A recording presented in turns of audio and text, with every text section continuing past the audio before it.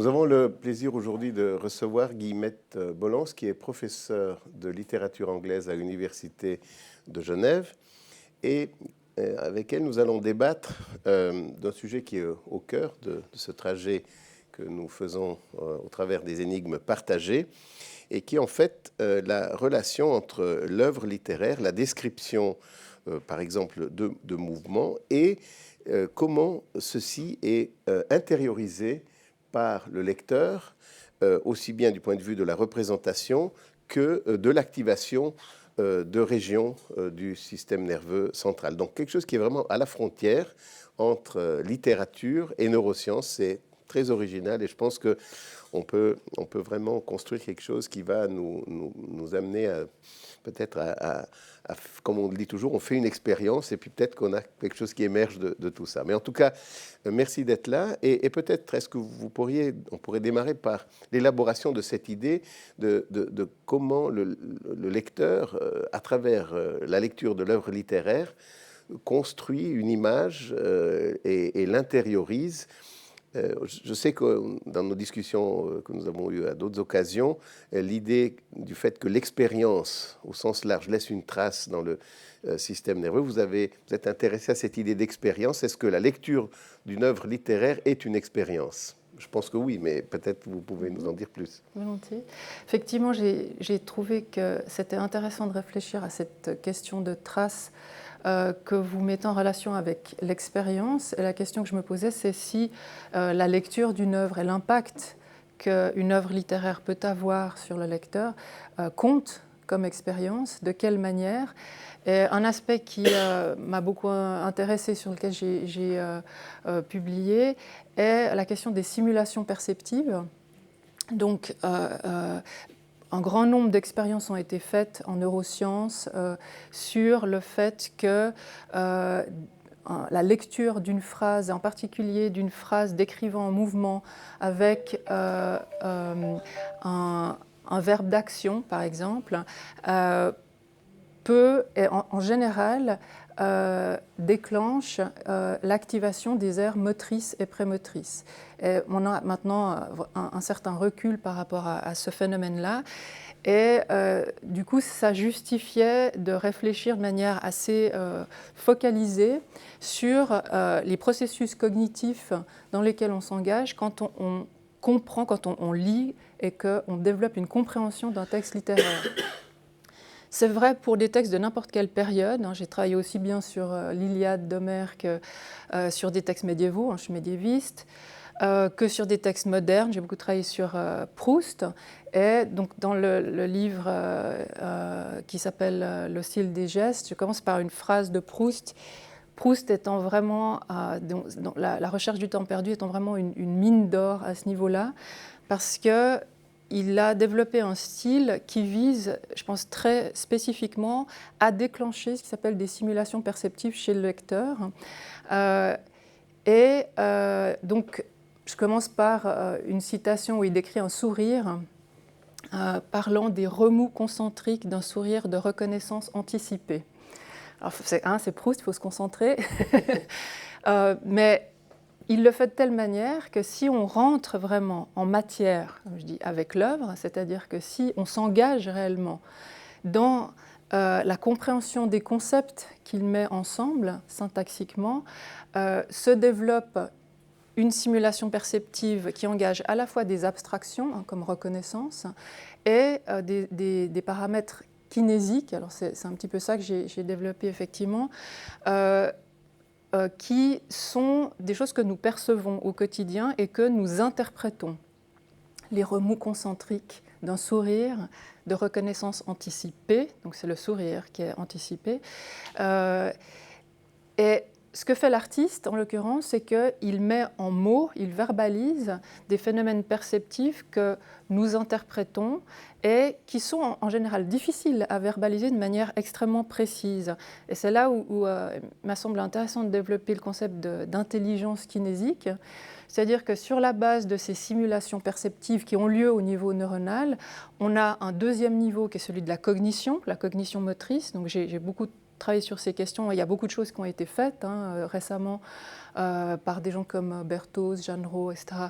sur la cognition motrice. C'est un des aspects fondamentaux en fait, de notre quotidien de nouveau, mais des facultés cognitives générales de l'humain. C'est-à-dire que même au niveau abstrait, on utilise en fait beaucoup pour raisonner des paramètres de cognition motrice. Et niveau suivant, l'intelligence kinésique, c'est-à-dire qu'est-ce qu'on fait en fait de cette compréhension des phénomènes moteurs, comment est-ce qu'on réfléchit de manière consciente sur ces phénomènes moteurs. Et dans une œuvre d'art, on a quelque chose qui est une interface entre l'intelligence kinésique de l'artiste, qui a verbalisé ces paramètres, et l'intelligence kinésique du lecteur, qui engage sa propre cognition pour rejoindre en fait ce qu'a exprimé l'artiste.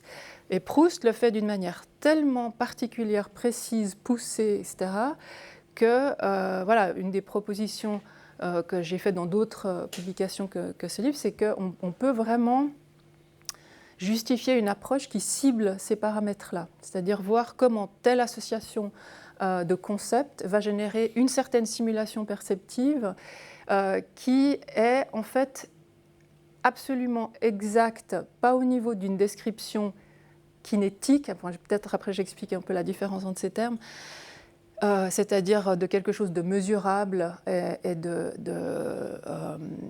standardisable, mais absolument exact au niveau de la perception kinésique. Alors peut-être j'explique ces différents termes. J'ai voulu avoir des outils en fait, conceptuels plus précis pour faire la différence entre le kinétique, c'est-à-dire ce qui est effectivement mesurable et qui correspond à des lois de physique, par exemple la gravité. Si on laisse tomber un objet, il tombe. C'est vrai aussi pour un corps humain, si quelqu'un se jette par la fenêtre, il tombe. Kinétique, kinesthésique, c'est la sensation du mouvement, c'est-à-dire que si je bouge mon bras, j'ai des sensations kinesthésiques qui me donnent des informations en permanence sur l'état de mon corps et sur le positionnement de mes membres et de la globalité de mon corps et qui permettent donc de construire ce qui s'appelle la proprioception, c'est-à-dire la reconnaissance permanente de notre corps comme étant notre corps, proprio, sens qui peut disparaître. On connaît des cas maintenant qui ont été étudiés, il y a des cas absolument remarquables, comme celui de Ian Waterman, qui est bien connu, qui a perdu ces informations kinesthésiques et donc la possibilité d'avoir accès à sa proprioception, qui fait qu'on ne peut plus bouger et qu'on ne sait plus où est son propre corps. Et ça montre à quel point c'est absolument fondamental, central, essentiel en fait, pour comprendre ce que c'est que notre manière d'être incarné, disons, d'être présent, d'être un sujet, etc. Donc ces informations kinesthésiques construisent donc cette proprioception et sont quelque chose que nous agissons, pratiquons absolument en permanence. Même nous, maintenant, on ne pourrait pas être assis là si on n'avait pas ces informations kinesthésiques en permanence. Troisième terme kinésique, pour moi, c'est en fait la triangulation de ces aspects-là, kinétiques, kinesthésiques, avec l'interaction et la possibilité d'une intersubjectivité. C'est-à-dire qu'au moment où on est présent, on se dessine un espace narratif, c'est-à-dire un espace où a lieu quelque chose, entre les personnes en présence, qui englobe les personnes, mais qui met au centre l'intervalle en fait, entre les personnes, et qui est en permanence construit par la kinésie, c'est-à-dire notre manière d'être assis, notre manière de bouger, notre manière de parler, tout ce qui fait qu'une personne n'est pas interchangeable avec une autre personne. Et c'est là où j'ai ensuite développé un peu le concept d'intelligence kinésique vers ce qui s'appelle le style kinésique, c'est-à-dire ce qui est vraiment l'identité d'une personne au niveau de sa manière d'être incarnée. Et ça, c'est quelque chose ensuite que j'ai étudié dans différentes œuvres, dont des œuvres cinématographiques, en particulier muettes. Les premiers films donc des burlesques américains, donc Keaton, Chaplin, et puis ensuite Tati qui a été très influencé, pour voir exactement ce qui se passait au niveau des styles kinésiques. Comment est-ce qu'un artiste, parce qu'avec Proust on a un artiste qui arrive à traduire, à utiliser le langage et les limites du langage qui sont très importantes, pour rendre compte de ça, parce qu'il parle énormément de ça, du kinésique et des styles kinésiques. Mais comment font les artistes qui n'utilisent pas le langage et qui développent un style kinésique extraordinairement efficace? Par exemple, Chaplin, c'est vraiment... moi, j'ai une vraie admiration pour quelqu'un comme lui, qui a absolument été jusqu'au bout du potentiel expressif des styles kinésiques et de la communication kinésique. Et donc, de ce qui se passe, en fait, entre des individus qui donnent un rôle particulièrement important à l'intervalle, ce qui paraît vide ici, mais qui est pas vide, en fait, dans une interaction, qui est absolument fondateur. Donc voilà pour ces trois termes. Mais alors, si j'ai une question un peu éloignée, d'un regard éloigné sur ce que vous dites, parce que, au fond, est-ce que cette réflexion est une application, je ne sais pas, de la science, des neurosciences, à l'interprétation de l'œuvre, ou est-ce que c'est un enseignement de l'œuvre pour notre façon d'aborder qu'est-ce que c'est qu'une expérience, qu'est-ce que c'est que la plasticité, qu'est-ce que c'est que le style, qu'est-ce que c'est que les marqueurs somatiques, l'incorporation. C'est-à-dire que dans ce que vous dites, on l'entend de deux façons. C'est-à-dire une interprétation de l'œuvre par rapport à ses effets comme expérience, y compris sur les marqueurs somatiques, enfin, vraiment comme expérience significative, mais c'est aussi la pratique matérielle de l'artiste, que ce soit l'écrivain ou dans le cinéma, pour créer un effet, quoi.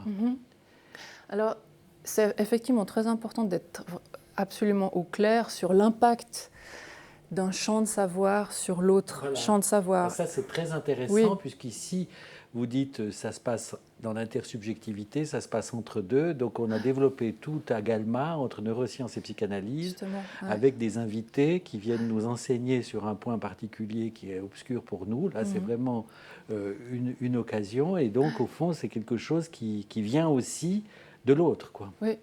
Alors, effectivement, je pense que c'est...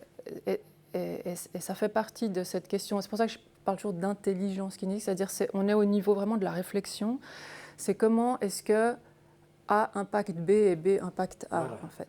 Et c'est de nouveau un intervalle. Alors là, pas en présence d'individus, mais dans un échange entre compétences et manières de réfléchir.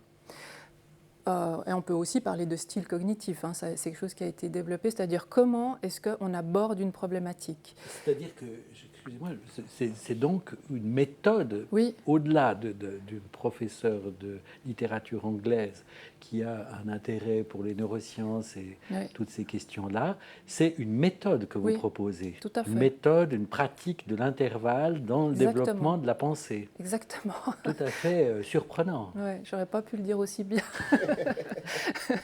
Mais je pense que c'est exactement ça, parce que c'est effectivement le fil rouge de tout ce que j'ai fait. Alors, je suis passée par des littératures de périodes extrêmement différentes, en passant aussi, du coup, dans des disciplines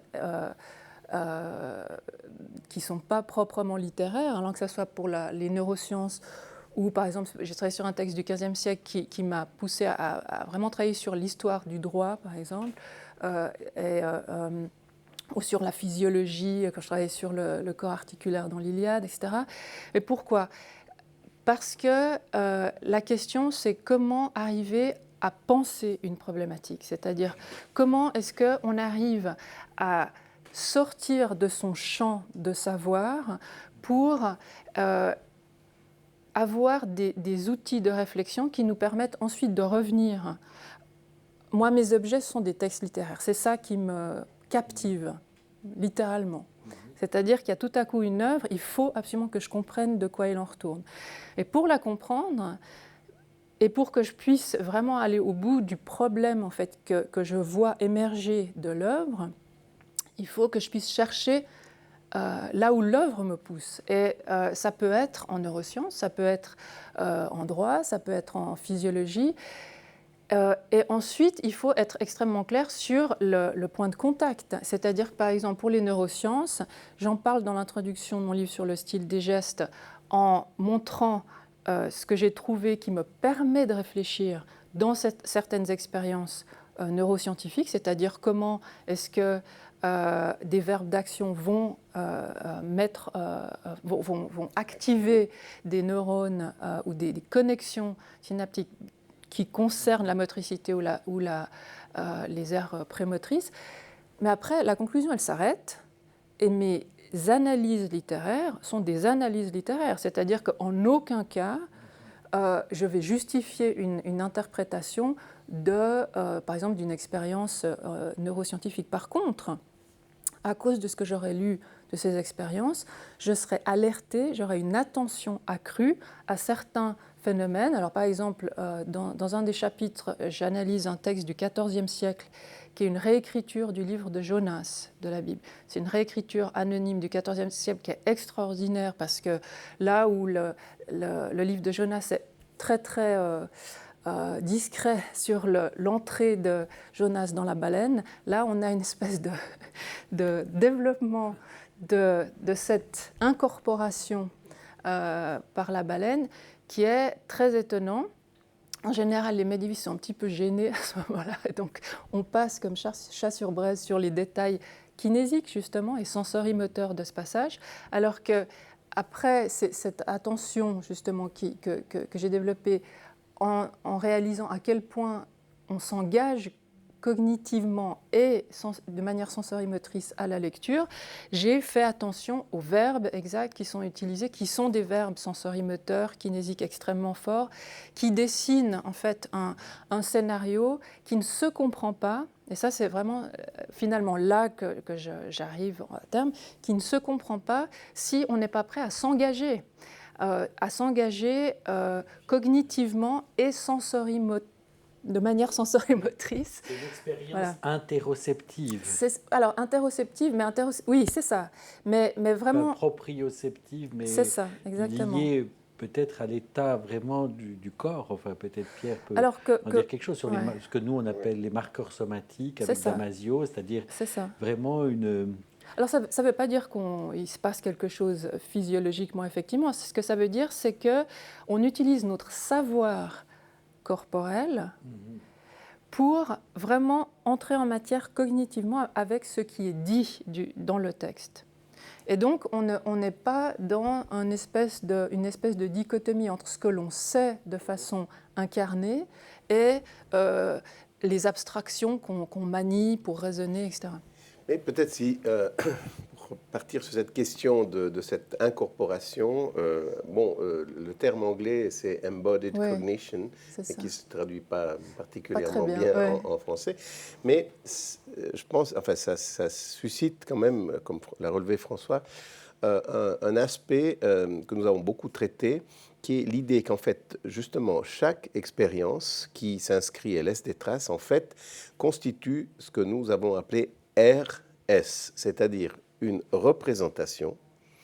Donc, c'est la capacité de reproduire ou de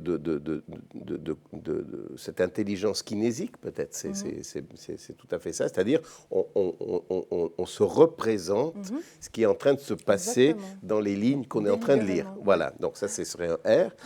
Et puis, cet embodiment, en fait, c'est le S, c'est-à-dire un état somatique. C'est ça. Et en fait, ce que nous disons, c'est que par les mécanismes de la plasticité synaptique, se crée une représentation, parce que c'est finalement justement une trace synaptique, donc des synapses facilitées qui codent pour cette expérience et constituent un R, mais qu'il y a également cet état somatique associé. Et en fait, l'idée, c'est que finalement, ce qu'on appelle la réalité interne, du sujet qui se constitue à partir de l'expérience, donc de la réalité externe, est faite de ces RS, de ces ensembles de représentations associées à des états somatiques qui font que on peut vraiment vivre ce que par exemple, alors dans le cas de la littérature, ce que un auteur écrit, et ce qui fait que ça va au-delà de la simple représentation, comme à la limite on pourrait avoir, un ordinateur pourrait reconstituer une représentation géométrique même d'un mouvement. Enfin, tout ça est possible maintenant, mais il manquerait cet état somatique. Et à partir de ces milliers de RS qui se constituent par l'expérience, émerge l'unicité du sujet, parce que chacun a d'abord sa manière de constituer un R et aussi de l'associer à un S. Exactement. C'est exactement ça. Et c'est pour ça que c'est très important, ces notions, et ce rapport entre embodied cognition, qui est en fait cette capacité en fait, cognitive à utiliser un savoir d'ordre S, et l'intelligence kinésique, c'est-à-dire la capacité d'en faire quelque chose, d'y réfléchir, et donc au niveau d'une méthodologie, d'exploiter ce potentiel-là, alors d'une manière extrêmement attentive, c'est-à-dire que ça ne va pas dans tous les sens. C'est parce que justement, il y a une grande part de subjectivité, étant donné que cet intervalle-là va se construire de manière toujours personnelle, à cause de l'historique de chacun, à cause de la... Elle ne tombe pas dans le vide, cette expérience. Elle tombe dans un cerveau qui est déjà constitué avec ses RS. Et qui va s'alimenter de ça. C'est un paradoxe. Même si ces mécanismes existent chez tous, même s'ils ont un côté même d'universel, ils produisent chaque fois de l'unique et du différent. C'est le point, le paradoxe qui est au centre de nos travaux. Donc là, on est vraiment dans une énigme partagée. Tout à fait. Exactement. Alors finalement, le style, c'est le sujet. Exactement, c'est inaliénable. Voilà. Et non, on ne peut pas le posséder. Alors ça, c'est la terminologie de Levinas, c'est-à-dire que c'est le concept de face, c'est-à-dire qu'il y a quelque chose d'irréductible et qui est en lien avec ça, justement. C'est-à-dire le fait que chacun va être dans une élaboration de ces RS qui lui est forcément personnel et qui n'est pas remplaçable. Après, il y a beaucoup de dénominateurs communs, mais ça reste. Et par rapport à cette méthodologie, de pouvoir focaliser notre attention sur ça permet ensuite d'avoir une description très précise des phénomènes. C'est-à-dire que si au moment où je lis une phrase, où je peux en fait articuler le processus dans lequel je m'engage, qui est un processus cognitif, pour ensuite arriver à une représentation que je vais... Alors, par rapport à une méthodologie en littérature, ce qu'il faut faire ensuite, c'est vérifier sans arrêt avec le texte si effectivement le texte confirme que je suis allée dans la bonne direction par rapport aux inférences que j'aurais produites sur la base des simulations perceptives que le texte aura générées chez moi. Ça, par exemple, je le fais il y a un chapitre sur Ulysse de Joyce qui pratique ça de manière extrêmement précise. Joyce, il a vraiment utilisé la simulation perceptive sans connaître ce terme. Encore une fois, on n'a pas besoin de connaître la terme. Je veux dire, les écrivains, je veux dire, je l'ai fait sur des textes médiévaux, c'est absolument, comment dire, ça fait partie de notre manière de penser, je crois vraiment. Et c'est très concret, hein, c'est vraiment, si je lance le ballon, il se passe quoi? Donc, il rebondit. Ça ne va pas plus loin. Ce n'est pas des représentations abstraites, métaphysiques, etc. C'est vraiment qu'est-ce qui se passe si on laisse tomber un objet. Voilà. Et donc, au moment en fait, où on a activé cette simulation perceptive sur la base du texte, on a des inférences en fait, qui sont permises. Si je lance le ballon, la fenêtre se casse, par exemple. Si le texte, 2 pages ou 200 pages plus loin, organise quelque chose autour d'une fenêtre cassée, par exemple, on a une confirmation. Alors après, il faut pousser très très loin l'analyse pour voir si effectivement il y a quelque chose qui est véhiculé, qui est à comprendre ici ou pas. Mais donc, c'est quelque chose qu'on extrait du texte. Ce n'est pas quelque chose qu'on va plaquer sur le texte.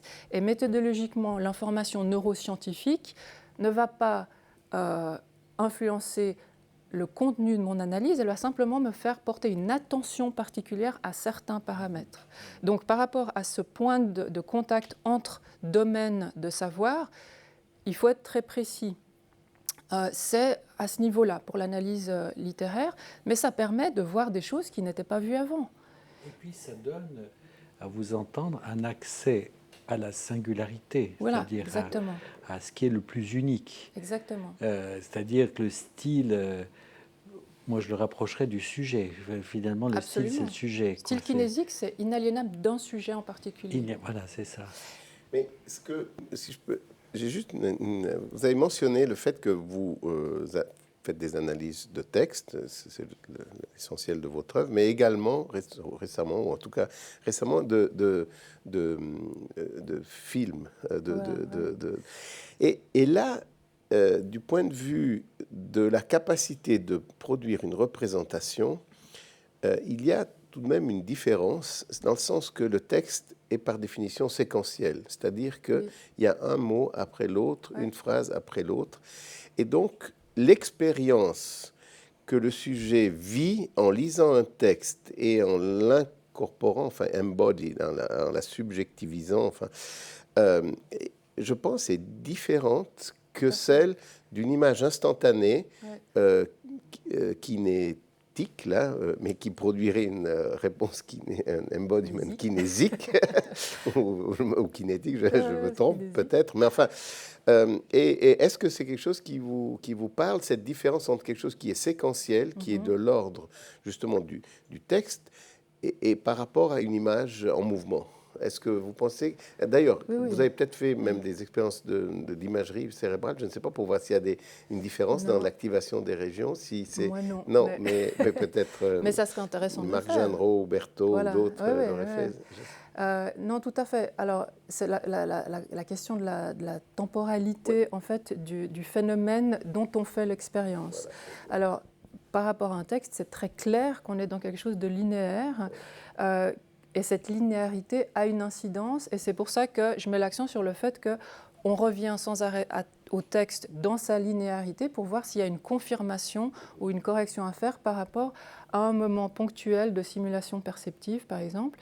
Et donc, on est dans quelque chose qui est modulé et modulable par l'artiste, c'est-à-dire qu'on a des artistes qui vont exploiter cette linéarité-là, mais de manière qui peuvent être très différentes. Avec, on parlait de Joyce, justement, dans Ulysse, il pratique une technique littéraire qui existait au Moyen-Âge et qui s'appelle la technique des entrelacs, en référence aux entrelacs médiévaux des manuscrits, comme le livre de Kells, que Joyce admirait énormément. Il a écrit qu'il ne se déplaçait jamais dans ses voyages sans prendre son facsimilé du livre de Kells. Et il a dit que Ulysse pouvait être comparé à ces grandes pages enluminées du livre de Kells. Or, cette linéarité-là, elle est travaillée d'une manière particulière parce que vous avez beaucoup de lignes qui s'entrelacent et vous avez une image en fait qui se dessine de cet entrelac. Alors, à la fois à cause d'une linéarité, mais aussi parce que tout à coup, il y a un moment de vision. Donc, il y a un instant exactement. Par rapport à quelque chose de séquentiel. Exactement. C'est-à-dire que cette question séquentielle, linéaire ou bien et diachronique par rapport à l'instantané, le synchronique, elle est tout à fait centrale dans nos interrogations. Mais là, je trouve que tu es parti en mettant en contrepoint le texte comme linéaire et puis le cinéma comme synchronique, mais en fait, on pourrait dire que dans le texte, le marqueur somatique, il y a les deux, c'est-à-dire le marqueur somatique crée une subversion synchronique de quelque chose de linéaire, qui est évidemment très présent chez Joyce. Si on prend un chapitre comme Les Bœufs du Soleil dans Ulysse, c'est bien, vous avez lu Ulysse. Oui, on a vraiment le sentiment dans Les Bœufs du Soleil il en parle lui-même, enfin, c'est l'embryologie de la langue. Tout à fait. C'est-à-dire c'est la langue comme, au fond, phénomène aussi somatique, émergent à travers du son, à travers les chants irlandais, ces paroles médicales, et en même temps des classiques.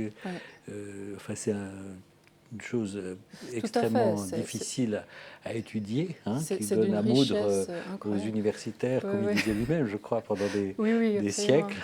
Mais ce qui est intéressant par rapport au diachronique-synchronique, c'est que cette linéarité-là, en fait, elle est alimentée, elle est construite sur des moments de synchronie forte, Voilà. c'est-à-dire que Dans le texte même. Donc, dans le texte l'idée, même. c'est de dire qu'il y a des moments synchroniques dans un texte Exactement. diachronique. Parce que Et qui mettent en jeu Ouais. les marqueurs somatiques Oui, à ce moment-là. c'est ça. C'est-à-dire ce moment synchronique qui, au fond, subvertit la linéarité d'une ligne narrative. Alors ça, c'est vrai que c'est Joyce, c'est très présent, puisqu'il détache le son du sens. Quoi. Aussi, voilà, c'est tout pour à ça fait. c'est très difficile de traduire. C'est impossible. Ouais.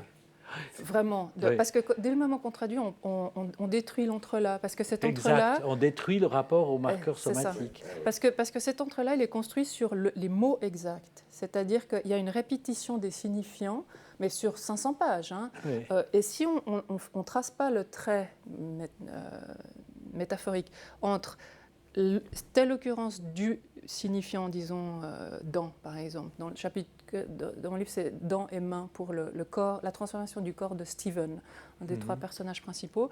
Si on n'a pas une attention qui est réactivée au moment où ça réapparaît, en relation avec Steven, on ne fait pas le lien et l'entrelac ne se dessine pas.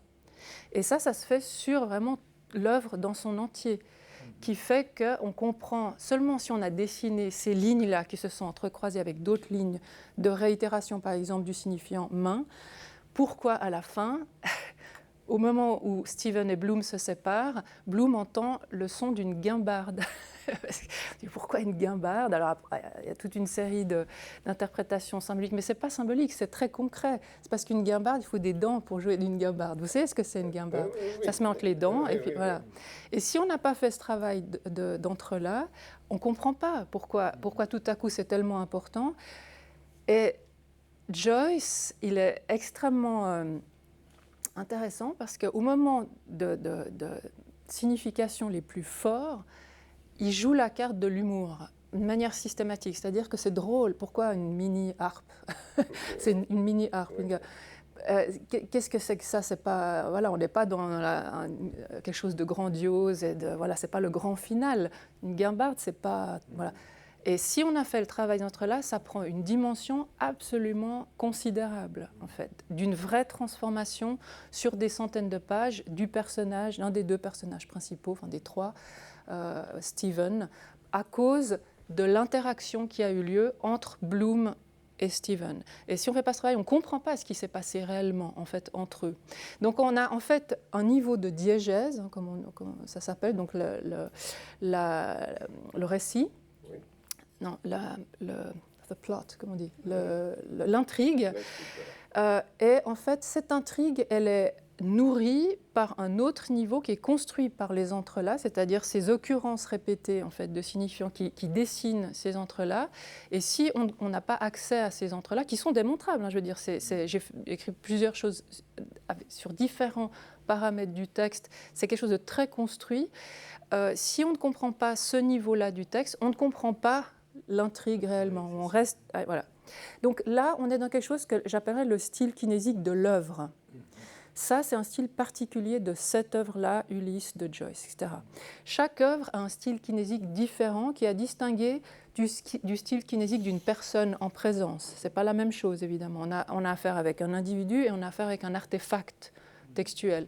Dans un film, pour revenir à votre question, on a aussi un style kinésique de l'œuvre filmée. On a le style kinésique des acteurs et on a le style kinésique des personnages joués par les acteurs. Donc, et ça, j'ai un article sur ça chez Tati, étant donné qu'il est l'auteur de ces films, qui joue dans ces films un personnage, M. Hulot, qui a un style particulier. Donc, comment est-ce qu'on travaille, de nouveau point de vue méthodologique, sur l'interface entre le style kinésique de l'œuvre, le style kinésique du personnage et le style kinésique de l'artiste, acteur et auteur de film.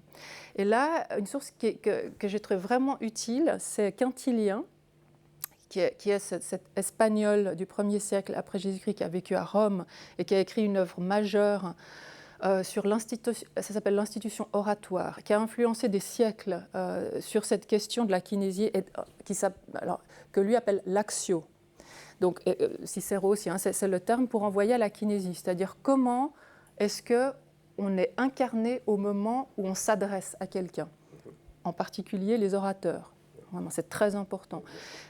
Il le dit de manière extrêmement claire, il n'y a absolument rien de plus fondamental pour l'orateur que son axio, c'est-à-dire sa kinésie, sa manière d'être en action énonciatrice, si vous voulez.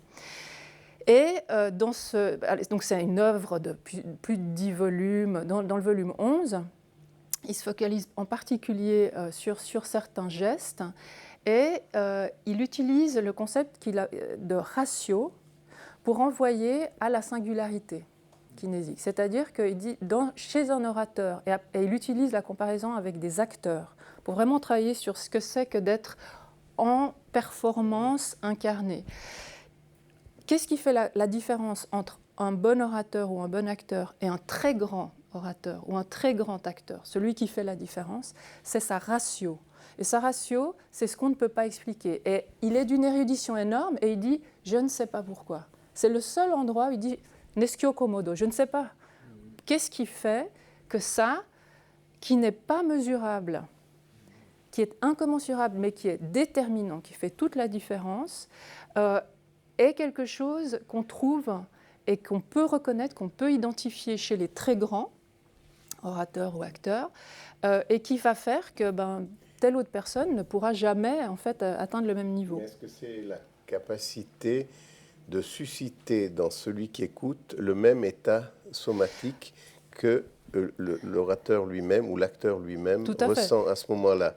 Ouais. Pour la rhétorique, c'est fondamental. C'est ça, donc il faut pouvoir induire chez l'autre ce qu'on ressent, et ce que l'on ressent, mais de manière complètement... alors là, bon, la question est, est-ce que c'est conscient ou inconscient d'ailleurs chez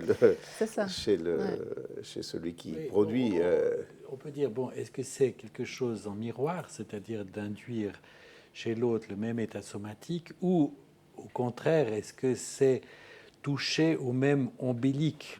Pour reprendre une notion psychanalytique, l'ombilique du rêve, par exemple, pour Freud, c'est cette part qui résiste à toute explication. Enfin, c'est ce que Lacan appelle le réel, c'est-à-dire quelque chose qui échappe au symbolique, à l'imaginaire, et qui tout à coup surgit, c'est-à-dire le mystère absolu, le point d'ancrage dans l'énigme, parce que c'est vrai peut-être que c'est en arrivant à ce point d'inconnu ou d'inconnaissable que quelque chose se transmet. Oui, alors je pense que c'est absolument fondamental, effectivement. Et que certaines œuvres arrivent à faire ça. Enfin, c'est là que le style est important. Parce que exactement. Parce que ça fait toucher à la raison de parler, quoi, ou la raison d'écrire. Exactement. Et donc, ce n'est pas tellement le contenu, c'est ça. C'est une manière, un style qui va faire qu'on va toucher à cette capacité-là, cet aspect-là chez l'autre. Moi, je dirais toucher au réel, au sens de Lacan, pour introduire une autre tout à fait. repère, mais c'est comme dans une analyse, c'est-à-dire si vous mettez tout dans le sens dans une psychanalyse, et puis que vous expliquez tout à un obsessionnel qui comprend tout, il sera plus mal à la fin qu'au début.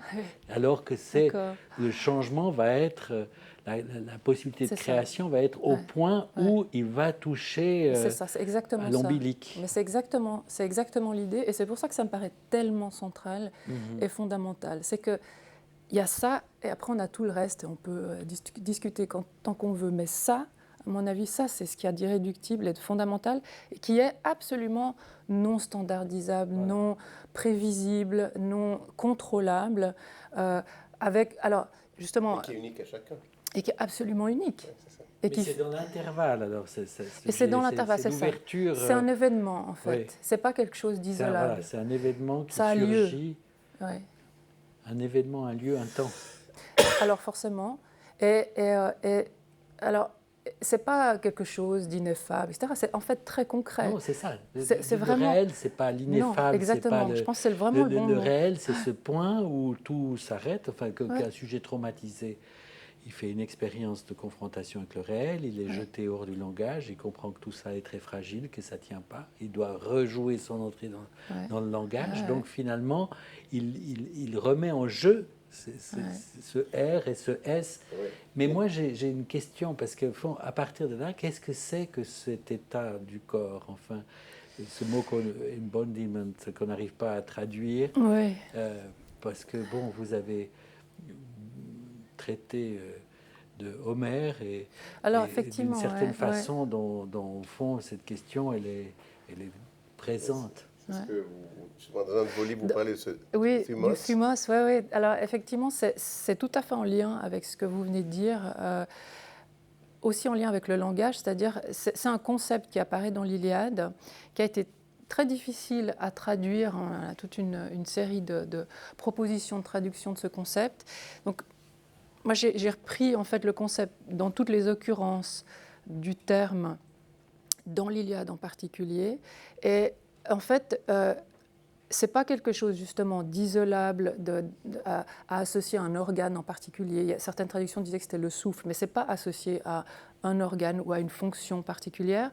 Il apparaît dans des contextes où en fait on a un sujet qui dit mon thumos, ce qui le met au datif, c'est-à-dire le thumos à moi. C'est une manière normale de dire mon thumos, mais en même temps, dans les constructions, c'est très intéressant de voir que le je est en fait en position de datif. Mon thumos ressent telle et telle chose et le sujet le verbalise. C'est-à-dire que mon thumos ressent telle et telle chose. C'est ça. Et c'est comme le thumos devient un sujet. Et c'est le sujet des verbes. Et en fait, ce qui est dit... Le sujet matériel à ce moment-là. Le sujet grammatical. Oui, mais enfin, c'est ça. Exactement. Oui. Et c'est ça qui... Alors, qu'est-ce qui construit du coup le sujet? C'est la relation du je à son thumos.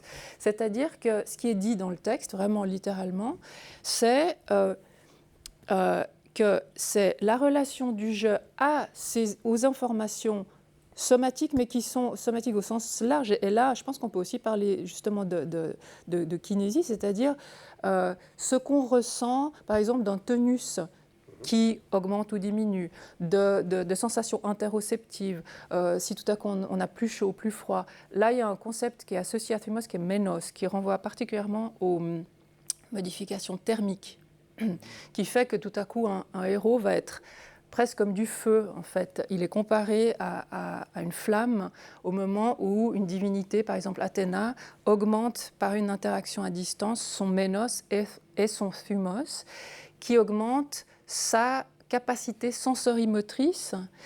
Et quand quelqu'un, par exemple, s'évanouit, on dit que son thumos sort de lui. Et au moment où il reprend ses esprits, il rassemble son thumos. Donc en fait, c'est la capacité d'être en relation avec les informations somatiques et émotionnelles. Donc c'est jamais vraiment dissocié. C'est-à-dire si tout à coup quelqu'un a un changement de température, c'est parce qu'il y a aussi un impact émotionnel, peur ou volonté de combattre, etc. Mais donc c'est une prise de conscience, c'est conscient. C'est la relation du sujet, la relation consciente du sujet. Voilà, c'est une conscientisation et une verbalisation possible de la relation. C'est pour ça que le thumos ne peut pas être isolé dans le corps, c'est une relation du sujet à ses sensations somatiques, affectives, etc. Mais ça veut dire que c'est aussi une temporalité particulière. Ah oui, tout à fait. Si on est avec son thumos, enfin, c'est parce que on est lié temporellement. Enfin, il y a une synchronie peut-être. Enfin, comment le débat, il se joue dans quelle temporalité? Alors, c'est des moments d'augmentation d'intensité, en fait, où le sujet prend conscience de son thumos et des sensations qui changent chez lui, et il les verbalise en disant « mon thumos, par exemple, veut agir », c'est-à-dire souvent c'est des verbes moteurs très forts, qui sont extrêmement nombreux en fait dans l'Iliade. C'est pour ça que, enfin bon, l'idée, c'est vraiment de montrer qu'il y a une autre logique en fait corporelle, qui est une logique articulaire, hein, et pas une logique du corps-enveloppe qui a dominé ensuite en Occident, où ce qui est déterminant dans le corps-enveloppe, c'est le rapport interne-externe et les ouvertures du corps. Et la théorie des humeurs, elle est en plein dans le corps enveloppe, c'est-à-dire ce qui est déterminant, c'est le rapport en fait entre la circulation interne des humeurs et le rapport interne-externe. Dans le corps articulaire, qui apparaît dans des textes qui sont liminaires entre l'oralité et l'écriture, ce qu'on a, c'est un corps qui est construit au niveau des articulations au sens propre du terme, c'est-à-dire des jonctions osseuses avec les attaches tendineuses. Et donc, tuer quelqu'un, c'est couper ses tendons et blesser les articulations. Et on a des formules. Donc tuer, c'est luseguia, c'est délier ses articulations, parce que le corps, la corporéité se construit au niveau des jonctions osseuses et des capacités motrices et sensorimotrices de la personne, où le thymos joue un rôle déterminant, qui est justement cette capacité de relation, de verbalisation de ses sensations. Donc c'est un corps c'est une logique complètement différente avec des implications. Je parle de logique parce que on peut comprendre ce qui est dit du texte seulement si on a compris qu'il y a une vraie cohérence en ce qui concerne une corporéité qui a absolument changé ensuite. Et les traductions souvent induisent en erreur parce qu'elles tirent le texte vers cette logique de l'enveloppe qui n'a plus rien à voir. Par exemple, délier les articulations va être traduit en « il lui rompit les membres ». Mais du coup, on perd l'information que ce qui est déterminant, c'est l'articulation. Toutes les grandes blessures sont des blessures articulaires. Ça veut dire une discontinuité. Finalement, je fais un saut impossible, mais en fait, c'est comme la synapse. Enfin, c'est une articulation. Alors, mais c'est comme la glie. C'est l'intervalle, en fait, qui est le cœur. On fait exactement ce qu'on résiste à faire. Oui, tout à fait. Nous, on n'est pas fait de Vraiment, me tracasse dans cette fin, m'intrigue beaucoup cette histoire de thumos. D'abord, il y a la question que c'est le sujet, mais en même temps, le sujet, on parle comme d'un autre, pas d'un autre sujet, mais de... C'est lui, mais lui, il est audatif. Ça, c'est audatif. Oui, ça, c'est vraiment... à moi. Ça, c'est... Ouais. Et puis, deuxièmement, est-ce que le thumos s'exprime par l'action? Est-ce que c'est... Oui, c'est ça. C'est vraiment une impulsion. Voilà, c'est une impulsion. Alors là, je vais faire aussi un petit saut fou.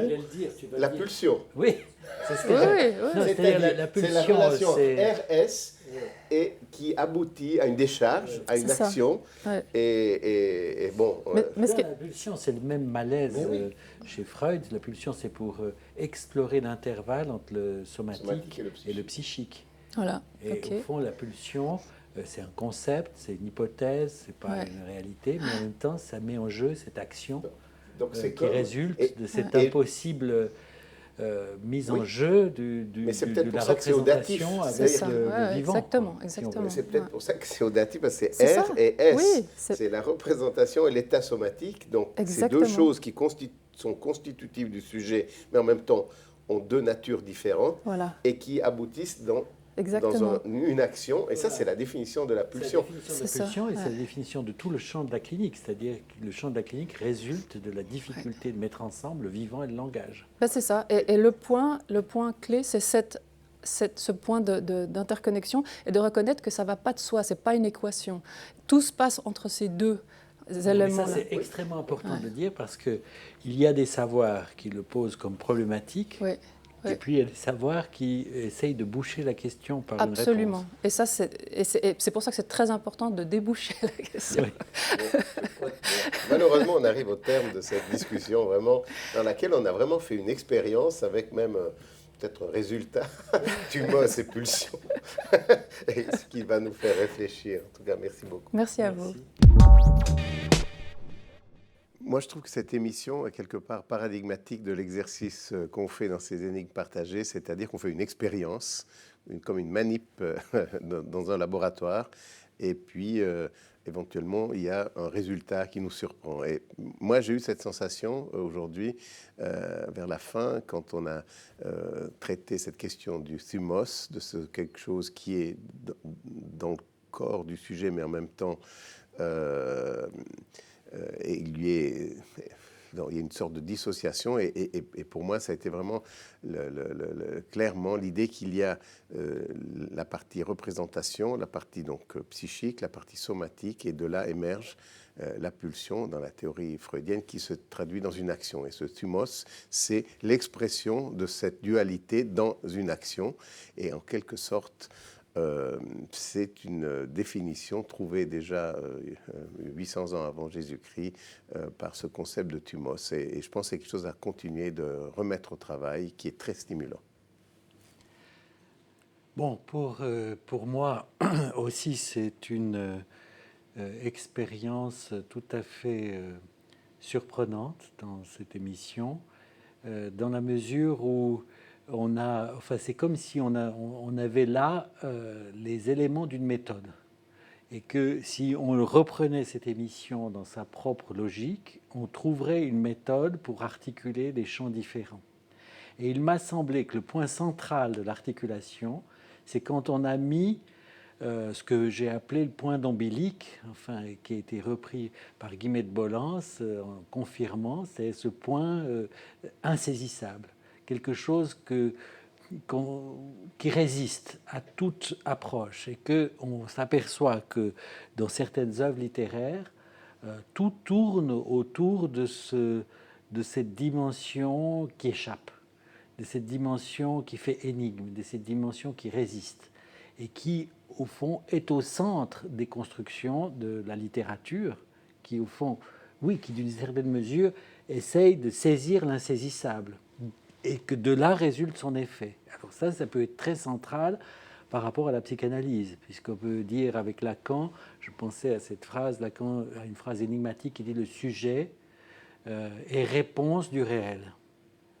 C'est-à-dire c'est une réponse par rapport à quelque chose qu'on n'arrive pas à saisir, qui est là mis sous les catégories de l'intervalle, les catégories de l'articulation, aussi ce rapport au thumos, toutes ces dimensions qui, au fond, font que depuis l'intervalle naît le style et le sujet.